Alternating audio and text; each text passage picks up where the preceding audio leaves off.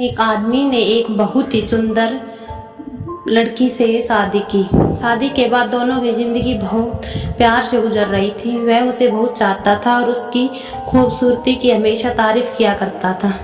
लेकिन कुछ महीने के बाद लड़की चर्म रोग से ग्रस्त हो गई और धीरे धीरे उसकी खूबसूरती जाने लगी। खुद को इस तरह देख उसके मन में डर समाने लगा कि यदि वह बदसूरत हो गई तो उसका पति उससे नफरत करने लगेगा और वह उसकी नफरत बर्दाश्त नहीं कर पाएगी। इस बीच एक दिन पति को किसी काम से शहर से बाहर जाना पड़ा। काम खत्म कर जब वह वापस लौट आया तो उसका एक्सीडेंट हो गया। एक्सीडेंट में उसने अपनी दोनों आंखें खो दी, लेकिन इसके बावजूद भी वह उन दोनों की जिंदगी सामान्य तरीके से आगे बढ़ती रही।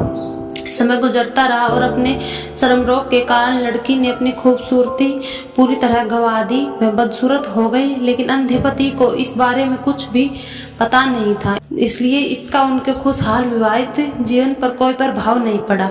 वह उसे उसी तरह प्यार करता रहा। एक दिन उस लड़की की मौत हो गई। पति जब अकेला हो गया था वह बहुत दुखी था। वह उस शहर को छोड़कर जाना चाहता था।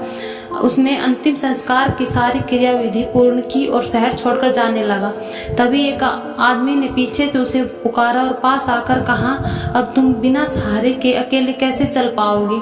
इतने साल तो तुम्हारी पत्नी तुम्हारी मदद क्या करती थी? पति ने जवाब दिया, दोस्त मैं अंधा नहीं हूँ, मैं बस अंधा होने का नाटक कर रहा था, क्योंकि यदि मेरी पत्नी को पता चल जाता कि मैं उसकी बदसूरती देख रहा हूँ तो यह उसे उसके रोग से ज़्यादा दर्द देता। इसलिए मैंने इतने साल अंधे होने का दिखावा किया।